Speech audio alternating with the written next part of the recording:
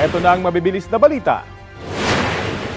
Arestado ang isang lalaki matapos umanong manggulo at mamaril ng kanyang mga kaibigan sa gitna ng inuman sa Antipolo City. Ayon sa isa sa mga nagiinuman, lasing ang suspect na mangyari ang krimen sa Barangay de la Paz. Nagwala raw ang suspect at saka umalis. Matapos ang ilang minuto, bumalik ang suspect na may bitbit na sumpak at saka nagpaputok. Dalawa sa mga nagiinuman ang sugatan. Tumakas ang suspect pero nahuli rin sa follow-up operation. Inamin ng suspect ang krimen. Iginit niya na nakainom siya pero hindi naman lasing. Mahaharap siya sa reklamong frustrated homicide at paglabag sa election gun ban.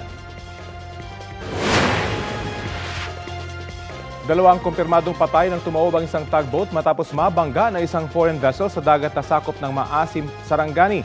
Batay sa investigasyon, 8 tripulante ang sakay ng tugboat. Sa rescue operations, 6 sa mga sakay ang nailigtas ng Coast Guard. Na-recover naman ang bangkay ng 2 pa kabilang ang kapitan ng tugboat. Ayon sa Coast Guard, papuntang Iligan City ang tugboat habang hila ang isang walang laman na cargo vessel nang mangyari ang insidente. Naka-hold na ang foreign vessel na nakabangga habang nagpapatuloy ang investigasyon. Sinusubukan pang kunan ng pahayag ang may-ari ng sangkot ng foreign vessel.